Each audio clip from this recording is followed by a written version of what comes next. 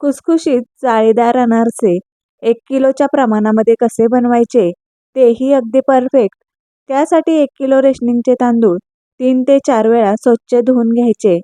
त्यानंतर हे तांदूळ 3 दिवस भिजत ठेवायचे आणि रोज या तांदळामधलं पाणी बदलायचं, म्हणजे तांदळाचा खराब वास येणार नाही. 4थ्या दिवशी तांदूळ पुन्हा स्वच्छ धुवून एका चाळणीमध्ये सर्व पाणी निथळण्यासाठी काढून ठेवायचे. त्यानंतर एका सुती कपड्यावर टाकून अर्धा तास सुकवून घ्यायचे आणि हे मिक्सरमध्ये एकदम बारीक वाटून घ्यायचे. तर असे हे तांदूळ मी एकदम बारीक वाटून मैदा चाळायच्या चाळणीने चाळून घेतलेत. तर हे पीठ आपण एका वाटीने मोजून घेऊया.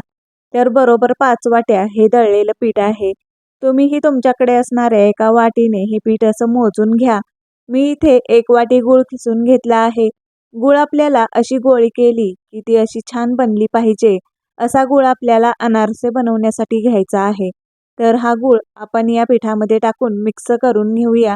आता अजून अर्धी वाटी गूळ मी घेतला आहे, तोही यामध्ये टाकून मिक्स करायचा.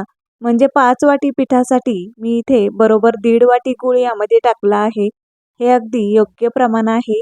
गूळ या पिठामध्ये मिक्स करून घेतला की यामध्ये अर्धा कप दूध टाकून हे पीठ मळून घ्यायचं. असं हे पीठ मळून घ्यायचं आणि एका डब्यामध्ये ठेवून 2 ते 3 दिवस मुरण्यासाठी ठेवायचं. जेवढं हे पीठ चांगलं मुरेल तेवढे या पिठाचे अनारसे छान तयार होतात.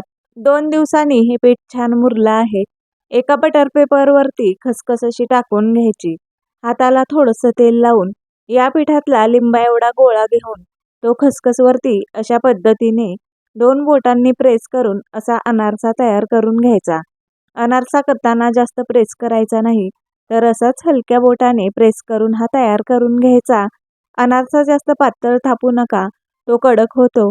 थोडासा जाडसरच ठेवायचा, म्हणजे त्याला आतून छान जाळी सुटते आणि खुसखुशीत तयार होतो. आता हे अनारसे तळून घेऊया. अनारसा तळताना गॅस लो टू मीडियम ठेवूनच हे अनारसे तळून घ्यायचे. असा रंग या अनारस्याला आला की हे काढून घ्यायचे. सर्व अनारसे असेच तळून घ्यायचे. पिठामध्ये गूळ मिक्स करताना एक काळजी घ्या की गुळाचे प्रमाण जास्त झाले तर अनारसा तेलामध्ये विरघळू शकतो. तर अशा पद्धतीने खुसखुशीत आतून छान जाळीदार असणारे अनारसे तयार आहेत. चला तर मग अशाच रेसिपी पाहण्यासाठी तुम्ही अजून माझ्या चॅनलला सबस्क्राईब केलं नसेल तर सबस्क्राईब करून घ्या.